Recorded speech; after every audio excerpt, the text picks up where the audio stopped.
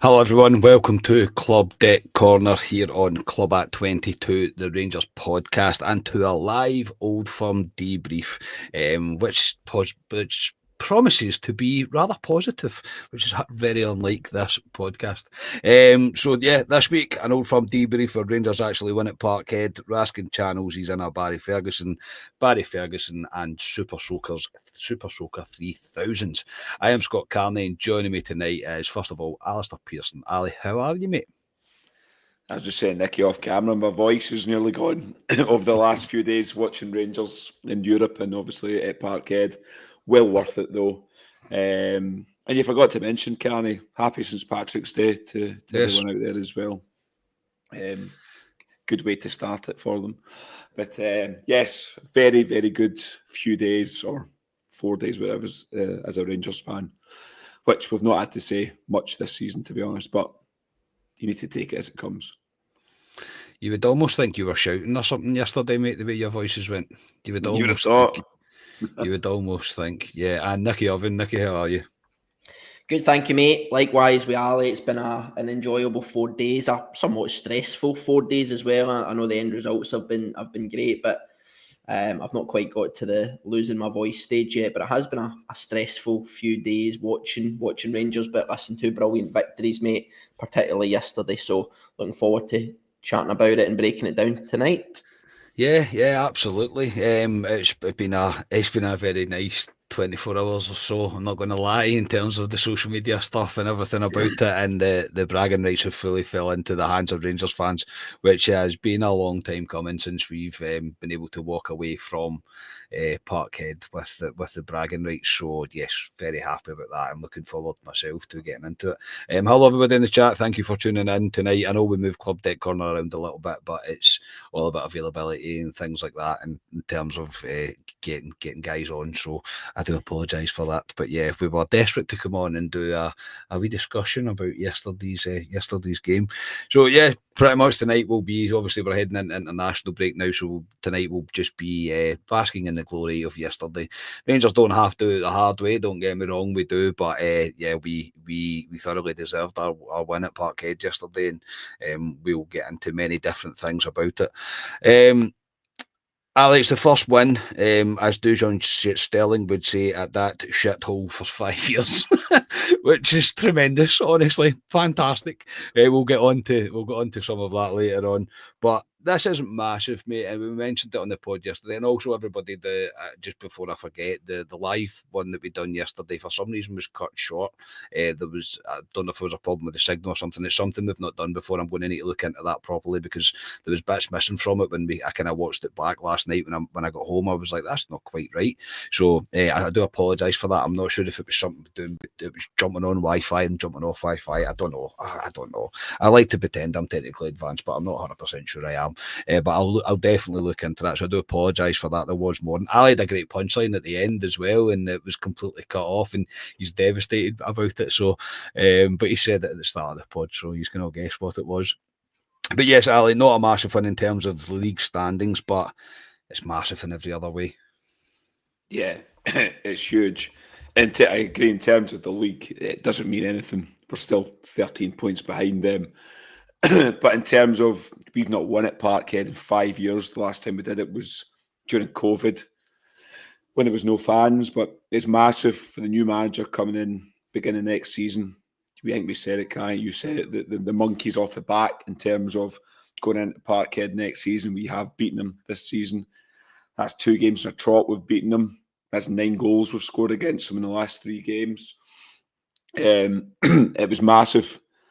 I'll be honest, didn't see it before the game. I didn't think we would do it, because we've seen the movie umpteen times with Rangers. I think that's why our group chat was quite quiet yesterday, Carney, because I don't think any of us deep down thought we were going to see what we witnessed. Yeah. But you've got to give this team credit.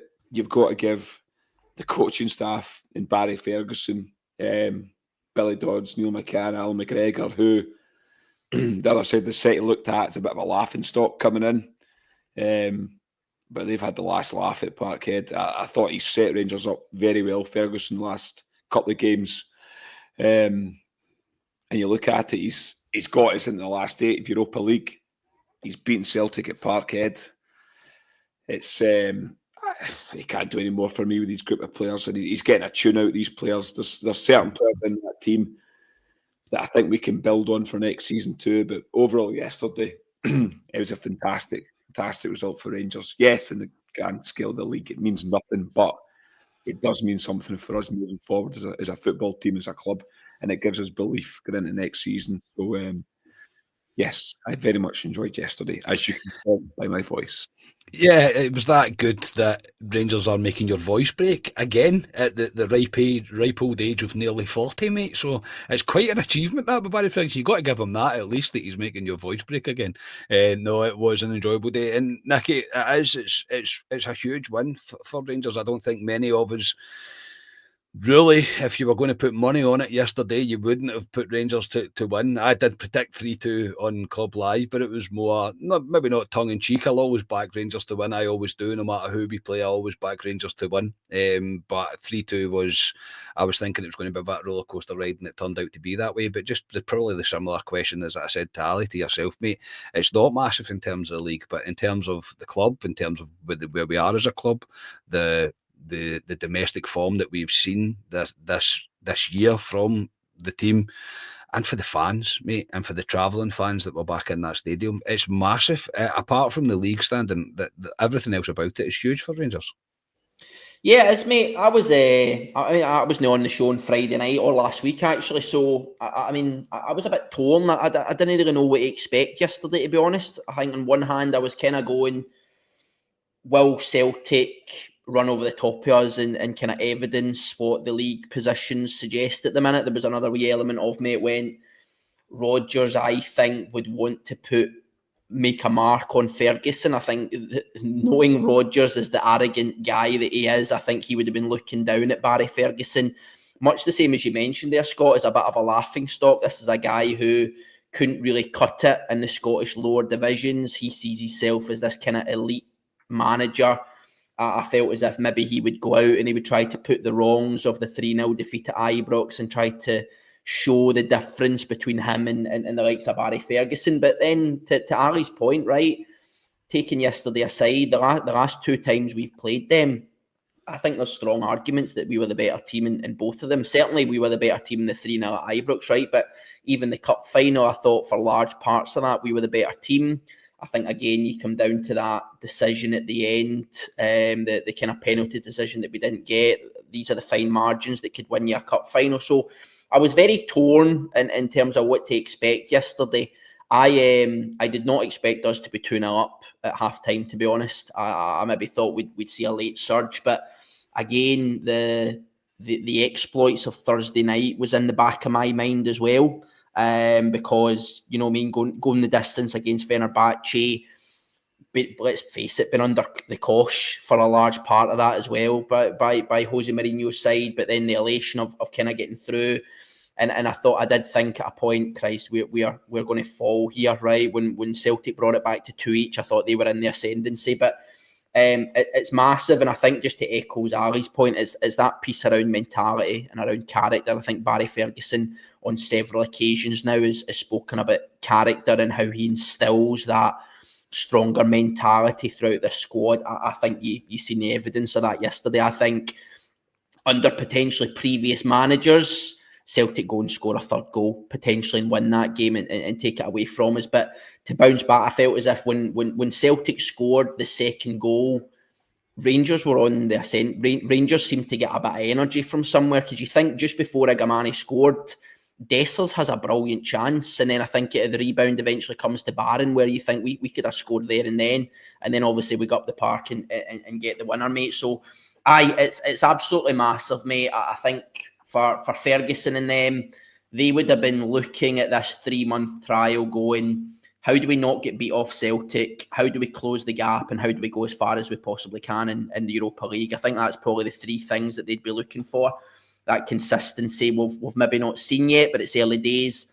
He's beaten Celtic at Parkhead. He's getting to the next stage of Europa League, mate. It's two massive ticks, mate. And to Ali's point, it's a massive tick in terms of that mentality of the squad and getting a bit of belief into the end of this season and moving into next year as well. Yeah, I agree with all points made there, and I think the plaudits really have to go Barry Ferguson's way. I think for the way that he's managed to get these two results, the kind of obviously the back to back with Fenerbahce, and then Gordon. Thank you very much, mate. Very much appreciated. Thank you very much for very kind donation, mate. That's very kind of you. Very kind of you. And yeah, the way we've got through the Fenerbahce ties, come up against Rodgers, and nobody gave Rangers a chance. Even Rangers fans didn't give Rangers a chance. Let's be honest, none of us were really feeling pucker about it. They thought they were going to come and just run over the top of us. They thought it was party time, and we've changed the narrative. And it's bloody refreshing to leave Parkhead with a different narrative and a different feeling. After what we've seen over the past 5 years, we've seen so many times a Rangers team, no matter what kind of form we've been in, even if we get into the game in good form, we tend to go to Parkhead and we just collapse. The situation seems to get the better of us, and this occasion was completely different. But Barry Ferguson does deserve credit for this. He deserves probably all the plaudits. Him and the coaching staff, the majority of them, the staunch Avengers is the opposite side of the city have quite rightly named them, and I'm quite for it. I think they would probably be quite happy to be called that, to be completely honest, but it was getting made out to be a bit of a laughing stock, and they've kind of proved their point. What I think Ferguson deserves most kind of plaudit for, and what makes Philip Clement look a bit silly, and I'm not here to bash Clement, I'm not, but it's the flexibility that we are seeing in the team in terms of shape, and it's not just each game, it's like throughout the game where he's constantly making tweaks, he's constantly adjusting things, he's reading the game properly. Barry Ferguson has proved everyone, probably all these doubters as well, even some Rangers fans that maybe doubted that Ferguson was getting the job, he's proved the point of going, well, he's a very good football coach. He might have not have the greatest track record, but he does have a very good he has proved he's a very good footballing coach. And I think the flexibility that we're seeing is giving the players confidence. Yeah, he's I mean, he said he's seen what we've seen as Rangers fans under Clement in terms of he was quite rigid. Clement didn't really change. If you brought players on, it was kind of like for like. But Ferguson's he changes it, and he does it during games. The Fenerbahce game, Ibrox, was a good example where we started with the same kind of formation as the first leg, and there's Jimmy Robom. There's Jimmy. How's it Where going, are you, Jimmy? Good to see you. Where are you in the world this time? Where are you in the world, Jimmy? Thanks very much. Thank you very much, Jimmy. That's magic. Yeah, the Fenerbahce game was a good example in terms of he started with the same formation as the first leg, but changed it during the game because he could see it wasn't working, and you've seen the joy we got from that in the second bit of extra time, and obviously it went to penalties, etc. And again at Parkhead, he changed it again. Most people probably would have thought that Sterling would have went wide right. It was actually Tav that went there, and then Sterling played inside there. So he tweaks things. He's got it bang on in most of the games, let's be honest about it. I did think he would play that formation at Parkhead. As I say, the personnel was different from what I thought in terms of the Tav and Sterling, but he's got it bang on, and you got to give the guy credit. Brendan Rodgers is I don't want to say what I think about Brendan. We know what Brendan Rodgers is.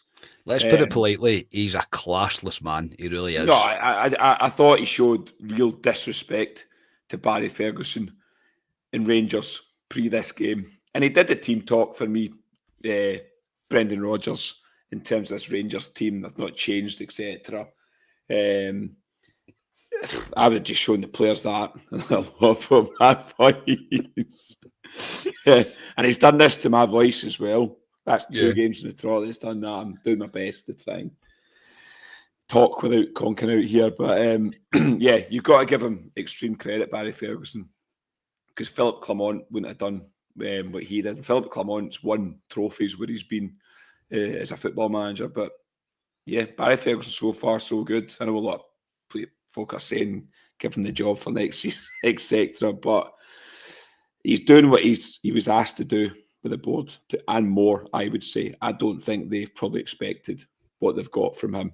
And it's not just him, it's his backroom staff as well. Neil McCann, Billy Dodds, Al McGregor as well. You got to give him big credit. And he looks apart Barry Ferguson in that that managerial suit. He looks like a Rangers manager. So, yes, well done, Barry. And I will give a wee rest of my voice now.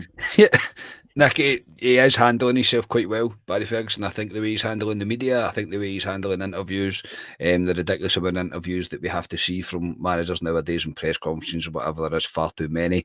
But he's handling himself very well. Ali's right, he looks the part in the suit because he's Barry Ferguson to us. We grew up with him, so we grew up idolising him, if you like. You're a bit more tactical noise than Ali, than I. In terms of what he done yesterday, what was the key areas do you think that he was correct, or even the coaching staff as well? What areas of the pitch, the way we approached the game, what was the thing that worked for Rangers? Obviously, I know in the second half, I wasn't going to use the excuse, but there's been a lot of people talking about it because Barry, I don't think, wanted to use the excuse. The team were always going to tire after 120 minutes against Fenerbahce. The energy and the effort that went into Thursday night, it was always going to happen. I do think Rangers lost their composure quite a bit in that second half as well. I think the first goal, when they did score, kind of rocked them. I really do think it rocked them. And I'll come and speak about individual players, about the goals and that as well. I'm coming on to that, but just stay with Ferguson just now. Whereabouts in the area of the pitch? Was it the shape? Was it the what he tried to do with the shape? Was it the way we were moving the ball? What do you think was the kind of key areas of success? I think, well, firstly, I would just say I loved his quote. I think it was in Friday's presser or Saturday. I can't remember when they done the presser after the European game, but there was a quote going around a bit. Somebody asked about Czerny being tired, and I think Ferguson responded something to the effect of, "I've told Czerny that he's not tired, it's all in his mind and he'll be good for Sunday." That's just the mentality that he instills, mate. Just Czerny's moaning a bit, cramp or hamstring strains or whatever, and he's simply been told, "Listen, you're not tired, mate, you're playing Sunday."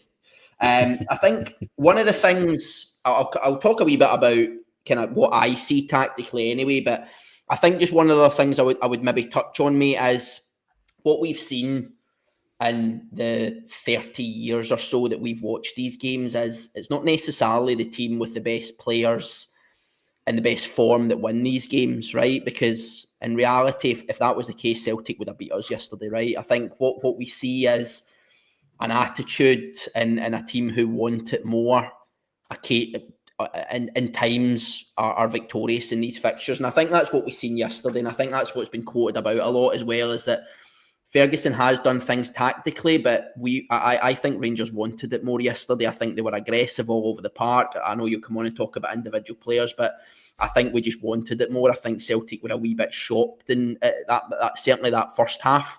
They've obviously got a bit of a Roger in at half time, excuse the pun, and they've come out kind of strongly in the second half. But I think tactically what I've seen, I think the first thing I'll say is I would echo what Ali said, in that I really like the fact that Ferguson's come in, looked at what he's got, and is trying to find solutions with that, right? As you say, it's not just that rigid nature of Philippe Clement that goes, "This is the way I play football," irrelevant of whether I've got the squad, the personnel, or the players to play it. This is the way I play football, and if it isn't working, we're just going to continue until it does work. I think what Ferguson has done is he's obviously looked at the personnel we have. He's looked at what Philippe Clement has done, and it's clearly not been working, right? It's worked in certain games, but we've not shown that consistency. He is finding a solution along with his backroom staff that is getting the most out of these players, and I think is tactically astute in these big games. You look at Fenerbahce away, you look at the performance yesterday. The big things for me, mate, where Celtic have murdered us over the last few years, I think firstly, no gaps at centre-half, right? How many times have we seen us get into these games with a back four and Celtic between their right back, their right wing, or their right centre mid, and the same on the left-hand side, have these very clever rotations where they get gaps between Tavernier and Suter if he's right centre-back, or a Balogun and Yefty, or a Balogun, whoever's left centre-back, left-back. How many times, lads, have we seen these instances where they find those gaps, they get to the byline, they cut it back and they score a goal, right? I don't remember Celtic doing that once yesterday. For the full 90 minutes, I do not remember Celtic getting, maybe Hattati, you could argue, right? And I know we'll maybe come on and talk a bit proper, but I think he's tweaked that, and I think the back five is helping that because it's bringing your centre three together more and it's stopping those gaps. I think the other thing is he's keeping Celtic wide, but he's also not isolating. I think, again, though, that right centre-back, the left centre-back, been able to help Tavernier against the likes of Jota, been able to help Ridvan against the like of Kuhn, who, by the way, who was tipped to be player of the year up until about a month or so ago, was absolutely non-existent all game Anonymous. yesterday. Yeah, I All agree. game, he was non-existent. So I think that's the other thing. But I think the other two big things for me is the structure and the shape.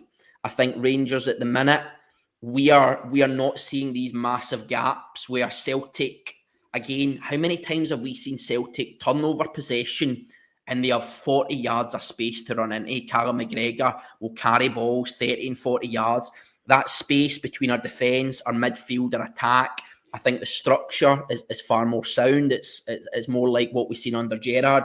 And I think the final thing is the aggressive press and the bravery we're seeing in players as well. Again, I don't know how many times we've spoke about it, right? The way to beat Celtic is to press them aggressively. Do not give them time to build from the back.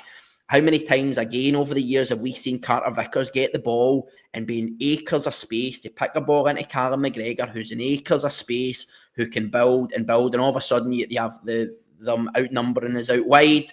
They do that rotation, they get the byline, they score goals. So I think those are probably the 3 or 4 big things, mate. But I think the bravery is a key one, right? Barry Ferguson, again, is clearly instilled a mentality that, and I say it all the time, Celtic are a good team, right? They are a good team. They've got a good manager. They've got a good squad of players, but they're not Real Madrid, right? There is no reason Rangers can't go toe-to-toe with these guys on over 90 minutes. And that's exactly what we done yesterday. And Rangers won the battle and ultimately get the 3 points as well, mate. Yeah, spot on. I think it was key yesterday for Rangers to keep their wide areas quiet, and I think that's why Tavernier was moved to the right hand side as in the right back, because Tav's been good offensively recently in the last couple of games.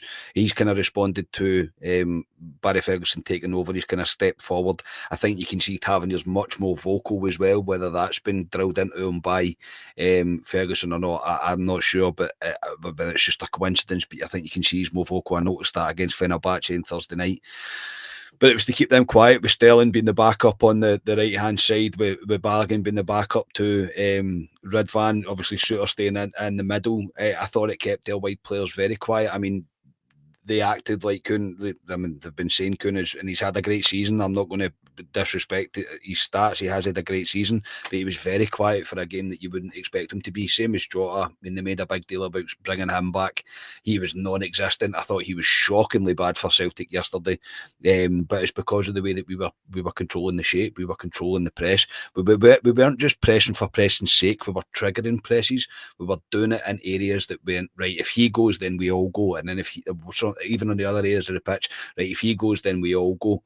I thought it was very good. I thought it was very intelligent the way that we've managed to do it, and even improving in stuff like set pieces as well. Our set pieces have got drastically better.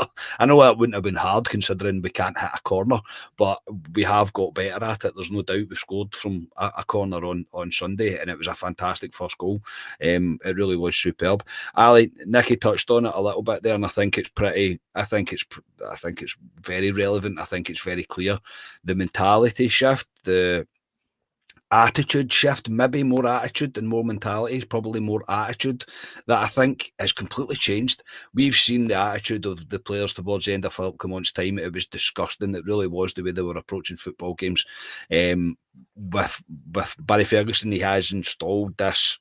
No, this is what it means to play for Rangers, and the quote that he keeps saying is about you can be a good football player, yes, but to play for Rangers you need that something else as well, and that is the mentality bit. That's that you need to understand who you're playing for, and that might sound ridiculous to people tuning in that aren't part of the kind of the goldfish bowl of Scottish football, but it's true. It is absolutely true. There has been many great players came here and just could not deal with how much stress is put on you, how much the focus of you need to be constantly winning every single game, how much that you're scrutinised for everything that you do.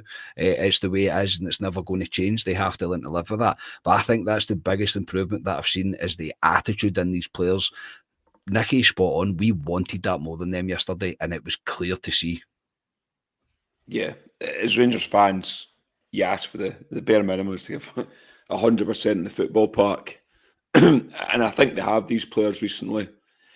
Under Clement, the last few games, they chucked it for me. Big still, the players. But under Barry, he's getting into them. He's getting into quite a few individuals, I would say, who've raised their game.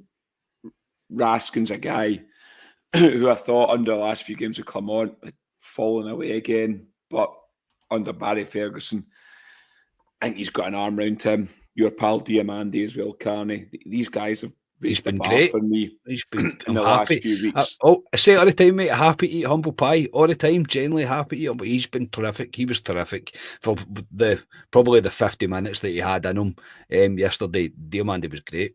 Yeah, I just think there's a core group of players that have raised it. Even Tav, who this season's been, I mean, you know what, Tav, he splits the support, but I think Tav's been very good under Barry Ferguson recently. I think he's led as a captain. I know he gets a lot of criticism for folks say he shouldn't be a Rangers captain, but I think he has in the last few games. I think he's been very good, Tav. But yeah, the mentality switch, you can see it in these players. You can see they believe now. They can go. You could see it against Celtic for minute one, Carney. How many times do we go to Parkhead, set off them for the first 20 minutes and the game's done? We're like rabbits in headlights. We took it to them yesterday. It's as if Ferguson said to them, let's go out there and show them. And they've done it previously under Clement as well, but yesterday was different. I agree with you. I don't think Celtic put two passes together before we scored the first goal. I honestly don't. I don't think they did. But I don't think they expected us to come to Parkhead and impress them how we did. I said to you, Carney, I watched Bruges play Celtic a few months ago, and they did very similar, a high press against Celtic, and they struggled Celtic against Bruges. And I thought that was kind of a blueprint of how to play them. And I thought we did that.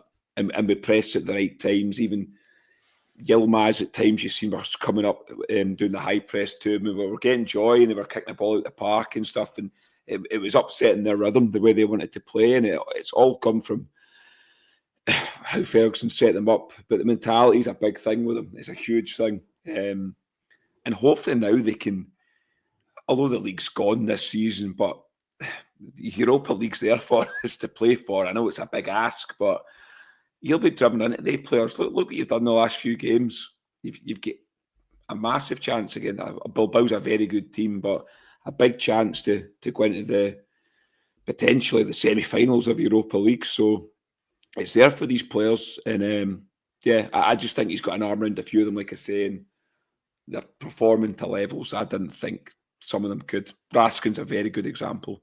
He's a guy that just... he's a guy that he's now an asset for Rangers, Raskin. I think we might struggle to hold on to Nico Raskin. He's been called up to the Belgium squad as well now, but that's all positives. That's what we want as Rangers fans. And hopefully can do that to a few more players. I think I don't think it's a coincidence that Diomande Barron's even back in the team, because he's the kind of player that Barry will want in his team.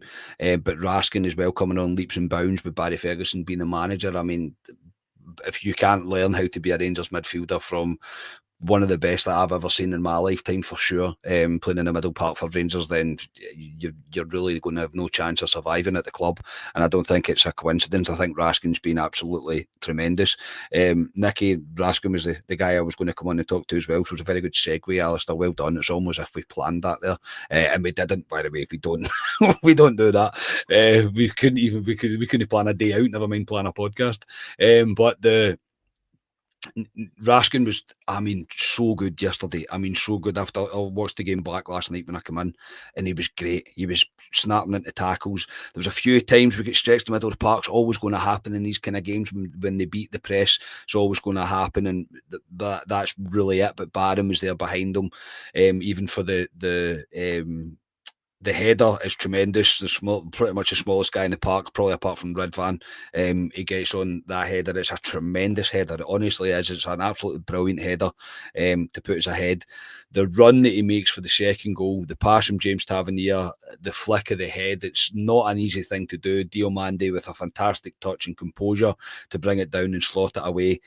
Who would have thought we don't need a 10 playing for Rangers? We can play different ways of football. Again, all very refreshing to see. But Raskin is coming on real leaps and bounds now, I think. And I think the full credit has to go to him for his hard work and his willingness to change things, and also for for Barry Ferguson. He's put the arm around the shoulder of him and went, right, this is what you can do, and I know you can do it, and he's gave him the confidence to go and do it. But Raskin yesterday, he controlled that midfield. He did, mate, and I don't think it's necessarily nothing new, mate, because I think for the last 3 games against Celtic, Raskin's been probably the standout, certainly for Rangers in the midfield anyway. Raskin for me has always shown signs of this. I remember when Raskin first came through, I think it was Michael Beale, him and Cantwell maybe came around about the same time. They were a January transfer, if I recall correctly, and he finished the season strong that year. And I remember thinking, listen, he looks like an absolute cracker. He's only, 20, 21, I think he was at the time. He's obviously a wee bit older now. But I'll give him a wee bit of benefit out. I think Raskin has been a wee bit unlucky with injuries. I think Raskin, over the kind of 2 years or so he's been here, we've seen these wee purple patches where he appears to be hitting a bit of form. And then one thing or the other, either his body breaks down and he picks up an ego that turns into 6 weeks, 8 weeks, 12 weeks. We kind of miss him, or to Ali's point, he maybe falls away a wee bit. We change managers, we fall off form, etc., etc. But certainly what we're seeing at the minute is a sustained period. I would agree with Ali. I think Raskin coming back into the team under Clement, I don't think there's any coincidence that we've seen an uptick in our performances, and likewise towards the end of Clement, when I think a few players did start chucking in the till, I would agree with Ali. I think Raskin did come down a wee bit, but he seems to have found that wee bit of energy again. Ferguson, for what it's worth, and I will caveat this, right, because this isn't the first time, lads, that we've seen this, a new manager come in and we get that wee bounce, right? But what I like about Ferguson is I don't think at the minute he will allow standards to drop, right? He's too close with Rangers. Rangers is ingrained in him too much to allow standards to drop. I did find it quite funny yesterday. Barry Ferguson did not spend a single minute yesterday in his technical area. You know, that wee white dotted line marked out to where they should be. The fourth official was constantly speaking to Barry because he's almost on a park, right? He's kicking every single ball. Yeah. And Neil McCann and Billy Dodds are behind him constantly in his ear, tweaking things, etc., etc. But Raskin was, I mean, sensational, right? I'm not going to sit here and completely downplay their players, right? But Celtic have the luxury of spending massive money on players, right? And they recruited a young Belgian centre mid for 11, 12 million, something like that in the summer. Nico Raskin was by far the best centre mid on that park yesterday, right? He completely outshone the boy Engels, right? I'm not saying Engels is not going to be good, right? Listen, he's young as well. He may go on and do great things, right? But Raskin yesterday was the guy that looked like the 11 or 12 million pound player in that team, because he completely dominated it. And he does the dirty work. Much like Barron, much like Diamande as well, they do the dirty work. They put in the hard yards, the amount of ground they cover. We knew yesterday was going to be a game where we would be under the cosh for periods. There would be large periods where we didn't have the ball. Raskin plugs gaps. He wins the ball. He hassles folk. He's like a pit bull when he doesn't have it. He's demanding, which I love as well. He tells players where to go. He always passes forward. Technically, he's good. He's good in small areas. He's pressure resistant. I think he's a fantastic player. And yes, I would somewhat agree with Ali. I think come the summer, I think if Raskin keeps going the way he has been for the last few months, I think there'll be serious suitors knocking Rangers' door, asking about Raskin's availability. And yes, we will all be disappointed if Raskin goes on and moves on from Rangers, but that's exactly Tally's point. It's exactly what we want, right? We want players to come in, we want them to be successful here, and we want them to go for money and go on to bigger and better things elsewhere, mate. So yes, enjoy him while we can, mate, and we'll obviously see what happens this summer. But he was my man of the match by a country mile yesterday. I think, Raskin, that you're right, that he has shown patches of what we thought we were getting with him in terms of the kind of potential that was he was rumoured to have when he came to Rangers. I thought he started quite well. We fell away a little bit, but now he seems to be growing more. And maybe it is a thing about patience. Maybe it is giving young players time to actually develop and to make mistakes, to learn from the mistakes. And I know that's easier said than done at Rangers because we're all desperate for success, we're all desperate for trophies, so you tend not to get too much time.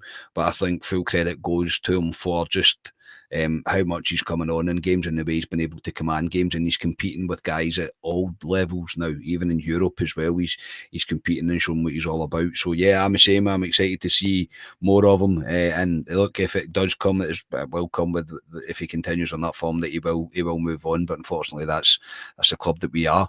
And right now he's doing himself no danger at all, considering he has been called up to the Belgium squad as previously mentioned.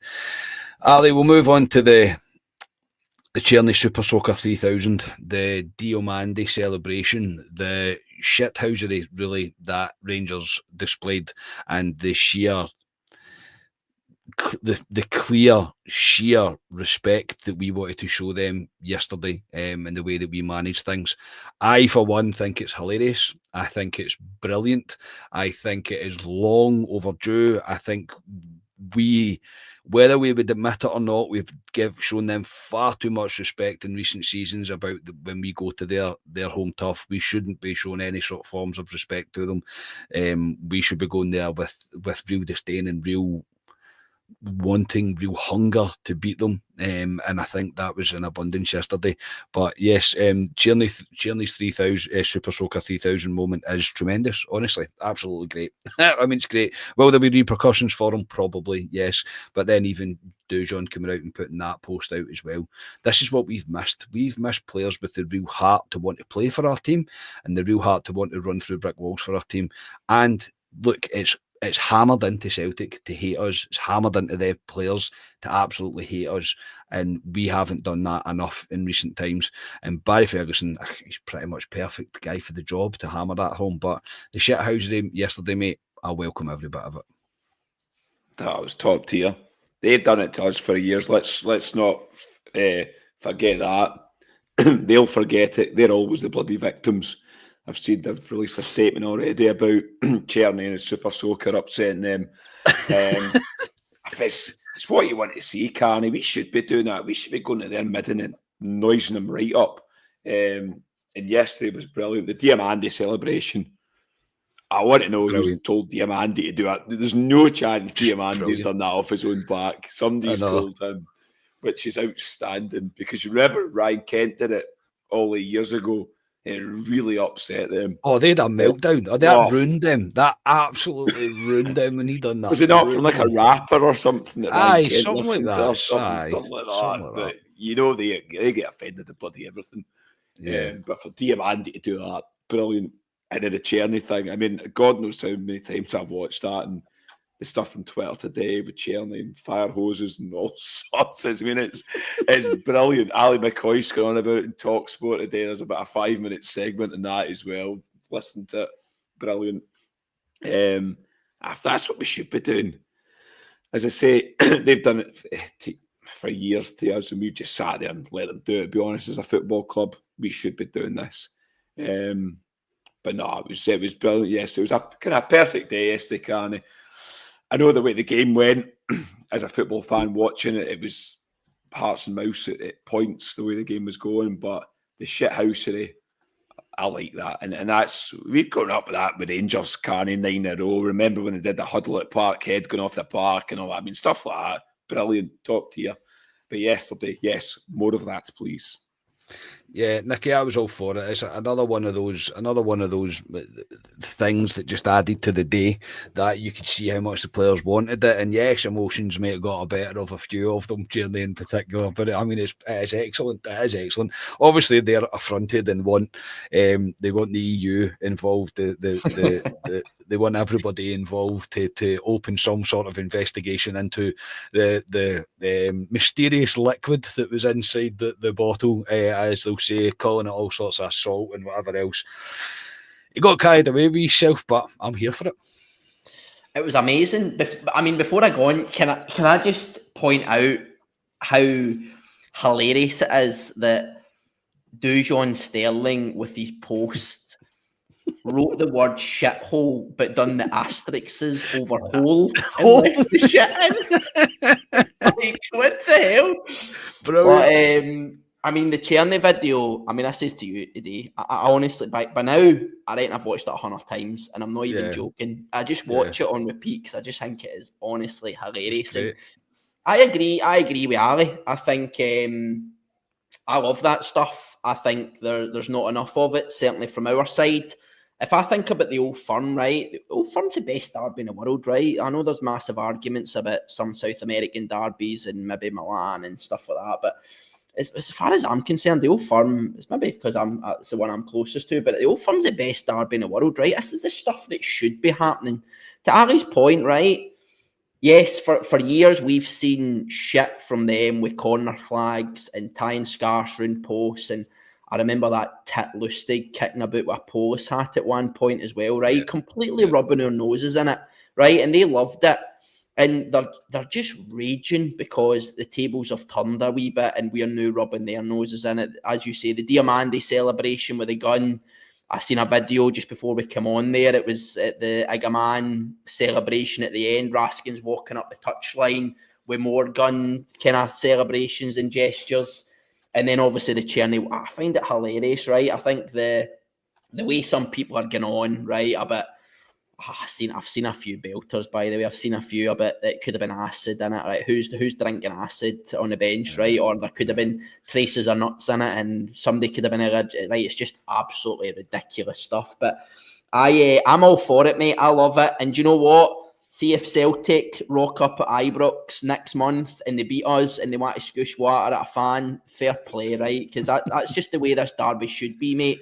Yes, there are certain limits, right? Throwing objects at players, etc., is uncalled for. And I know there was aspects of that yesterday. I know there has been aspects of that in this fixture over the years, right? We draw the line at that. But scooshing water as Rangers score a last-minute winner, right? Come on. This is what makes this derby the best in the world, mate, and I'm all for it. And I can tell you right now, my missus will stick on Netflix when I finish this, and I'll be on Twitter watching that Cherny video all night. Yeah, it's absolutely superb. It generally is. It's great, and I think the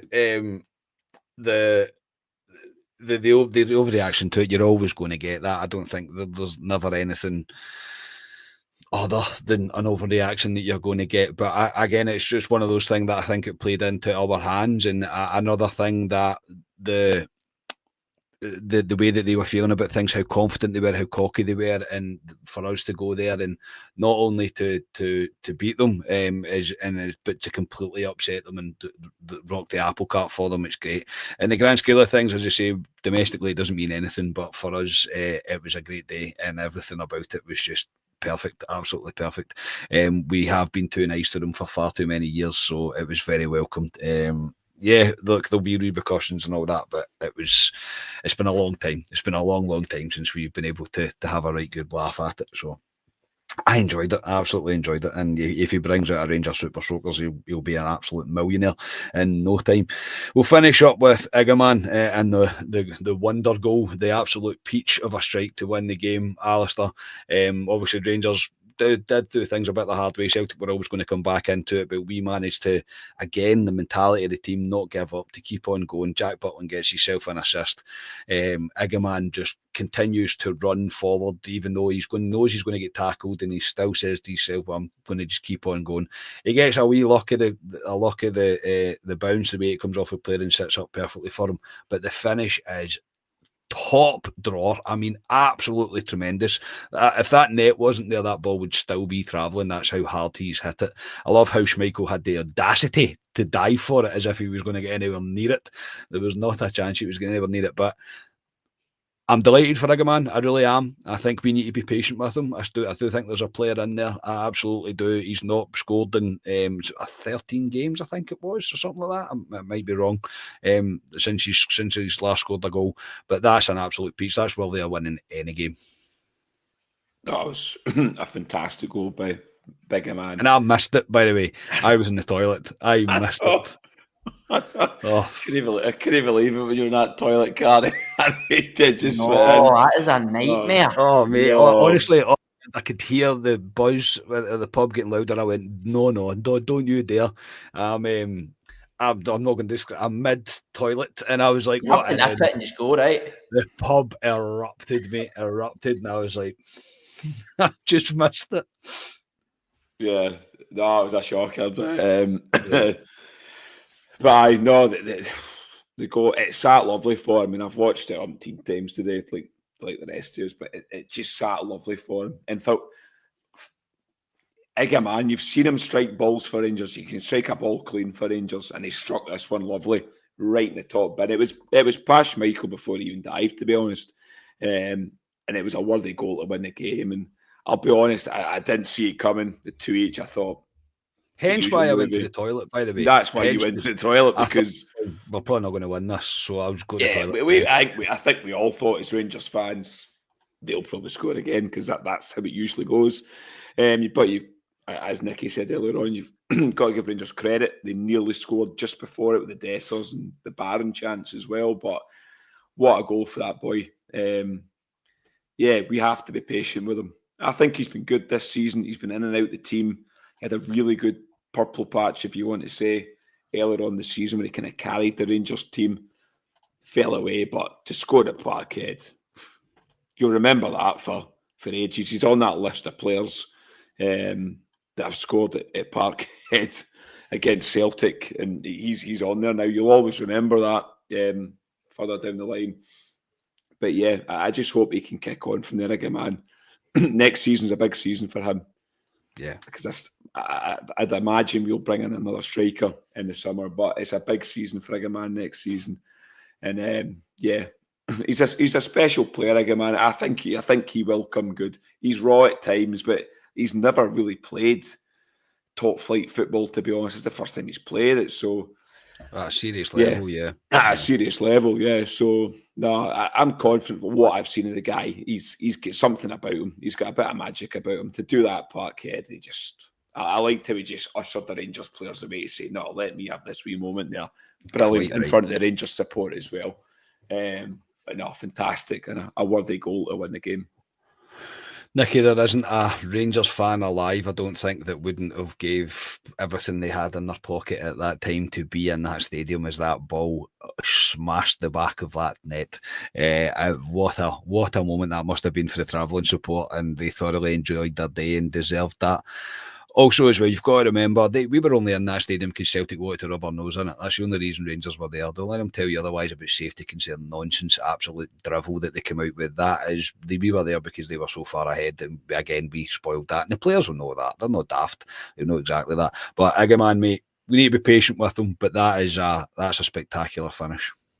It is, mate, and to be honest, I was a wee bit concerned actually, because I thought there was maybe a window to get Igaman on, maybe 5 or 10 minutes before he actually did come on. I think there was a wee period where we were tiring. I was concerned, right? I'd say after the second goal, maybe before the second goal, there was players that you were like, they need to come off now. I was concerned. Yeah. I thought they are going to score. We've seen this story before. They are going to score a goal here and snatch this right to the death because we were tiring, but like I said earlier, like Ali said, we found a bit of inner energy from that. It's to be honest, and again, I don't want to nitpick, right? Dessers just scored that chance, in my opinion, right? He's 1-on-1 against, I want to say Luke McCowan, right? I think Luke McCowan's quite a tidy wee footballer.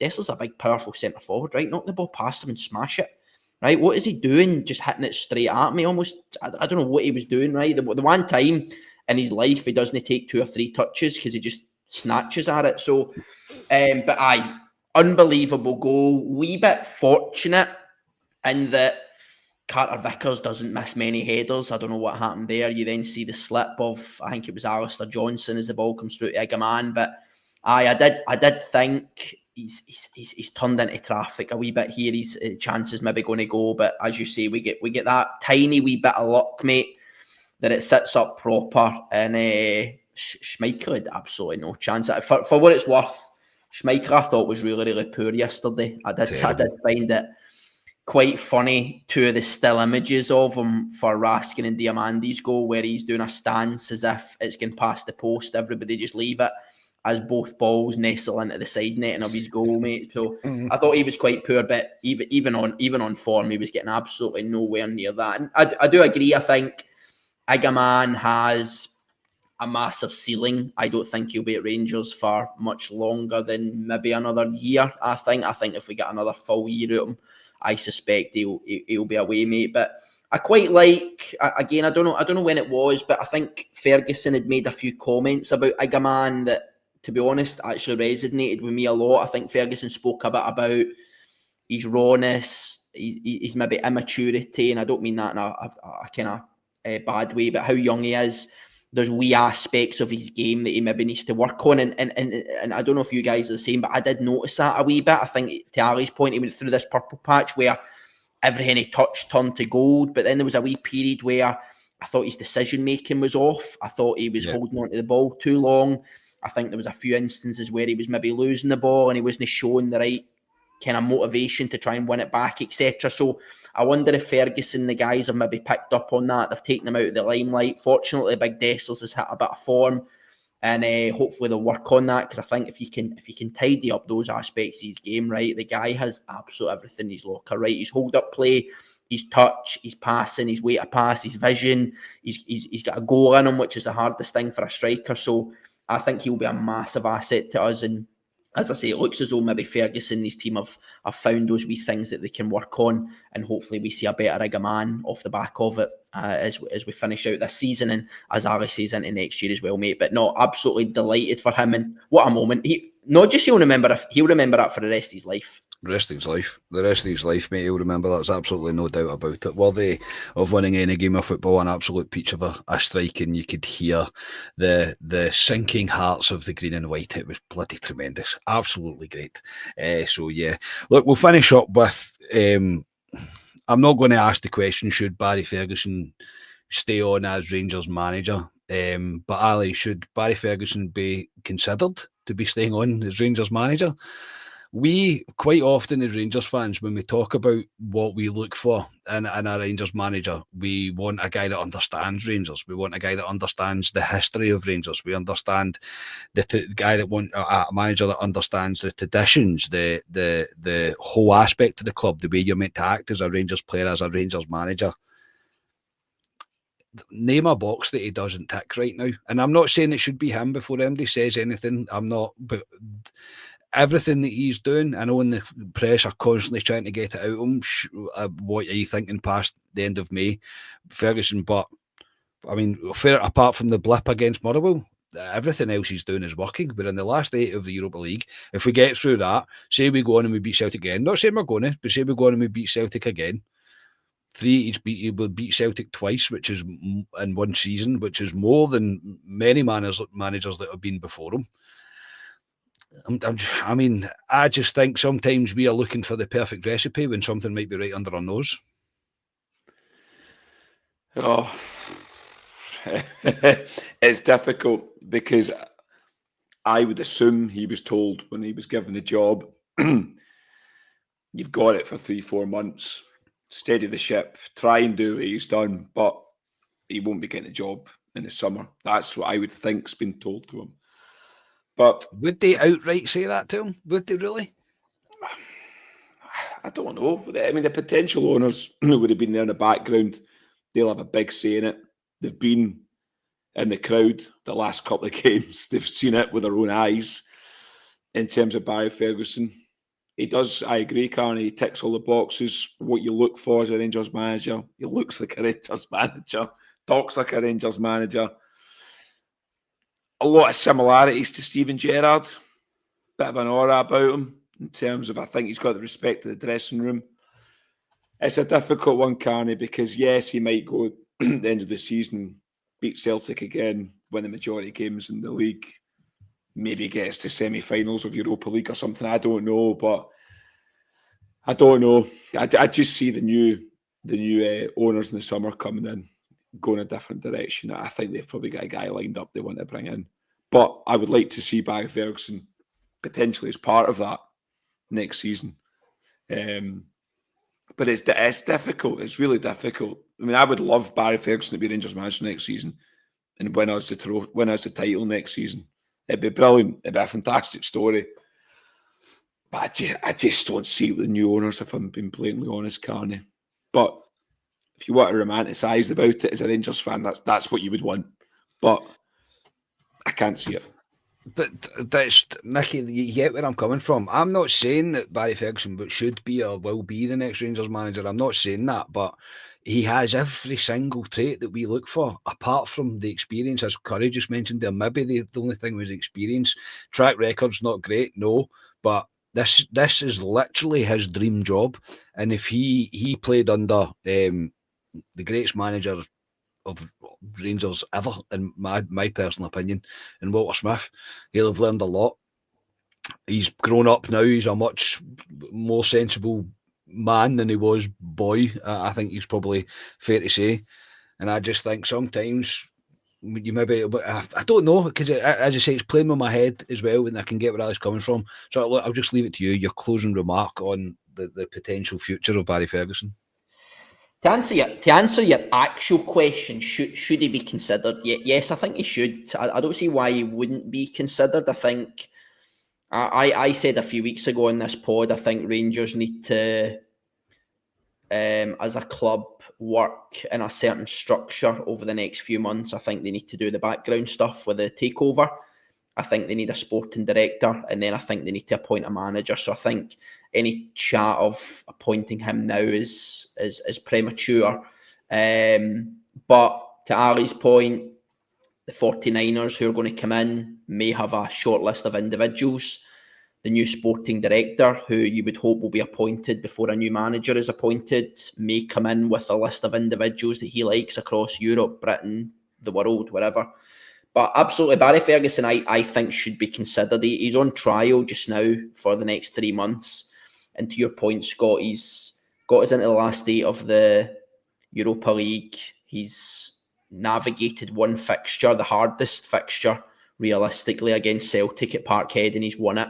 If he wins the next one against Celtic at Ibrox and starts to show an area of consistency, that's the one big thing that I'm not sure on, mate, which concerns me at the minute, is that consistency aspect, right? Because reality is he's played 2 games at Ibrox, games where we are expected to dominate the ball, where this team have struggled, and he's not won either of them. I know he went through against Fenerbahce, but we were well beaten on the night, in my opinion, by Fenerbahce over 120 minutes, and the Motherwell won. I get pinch of salt.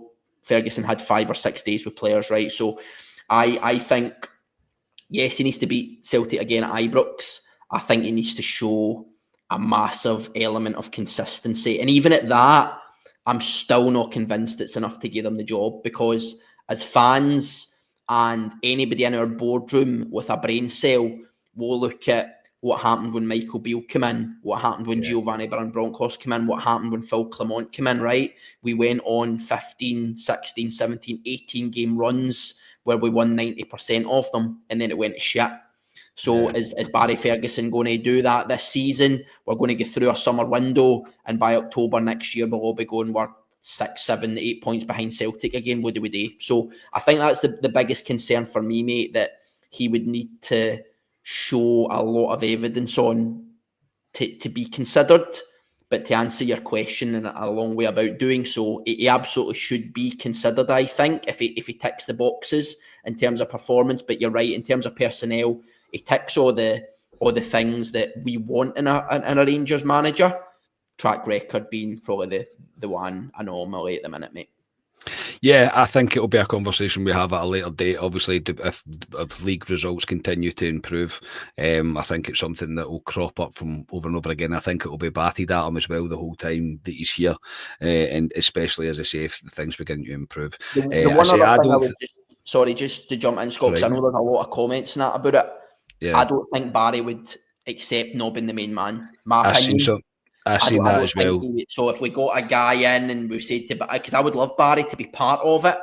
Yeah, me too. Barry sees himself as the figurehead. I don't think he would accept a role where he's not the main man. That would be my opinion. Yeah, I agree. I do. I absolutely agree. I don't think he would be keen on that. I think he's still got that much of an ego, and rightly so, really, considering what he achieved at the football club, that I don't think he'd be keen on that either. But it's an interesting one. As I say, I'm for one not saying that I think he should be, but I'm also getting to the point of going, so say we do get to the semi-final of the Europa League, we do go on a run now to the end of the season, and we do beat Celtic again. I mean, I think he would be pretty disappointed if he wasn't sat down and interviewed for the job, to be completely honest. But I say one that will probably run on and on. That's us reached the hour mark pretty much bang on, so that will do us for tonight. Thank you, chat. Thank you, everybody, for getting involved. It's good to do an Old Firm debrief after Parkhead, and all we've did is be positive for the full hour. It's very nice, very enjoyable. I'm away to look up Super Soaker 3000s. Ali, thank you very much for tonight. No problem. My voice has made it to the end of the podcast. I thought it would cut out, but no. A very good last few days with Rangers. They put us through it, Carney. That's why my voice is like this in terms of Fenerbahce, and then the old going to penalties, going to Parkhead, going 2-0 up, then it going 2 each, winning the last minute. But brilliant. Absolutely brilliant as a football fan. That's why you watch football, and that's why you support football, and that's why you go to the games for moments like that. And we were bloody overdue it, to be honest. So delighted. There's a wee break this weekend as well, which is probably quite good for us, just to sort of calm for your voice anyway. It's good for your my voice as well. Yeah. Scotia's beloved Scotland are playing this weekend, so yes, I'll probably give that a miss and watch Britain's Got Talent or something. But yeah, no, enjoyed it, and I'll be back with hopefully a better sounding voice. Yeah, and Nicky, thank you very much, mate. I'm not going to lie. When I first heard Ali, I was worried for you, mate. But I thought second half you are going to toil on this pod, but. You don't you let anybody ever question your mentality either, mate, because you've shown a bit of your vocal cords have found some inner energy to get you through this second half, mate, and finish strong, mate.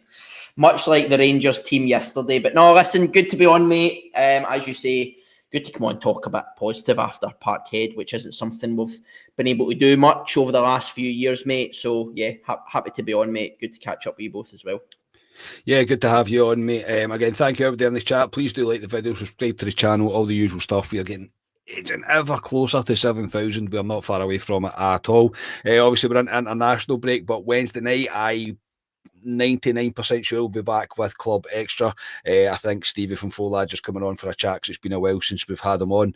So tune in for that. I think we'll go live probably with that or about 8 p.m, 7:30, 8 p.m. on Wednesday, but you'll know in plenty of time once I confirm it with Stevie. And obviously we'll be back for probably a Q&A on Club Live on Friday before we give ourselves a week off before the return of Rangers. Again, thank you everybody for tuning in. We'll speak to you all next time. We are Club at 22, the Rangers podcast.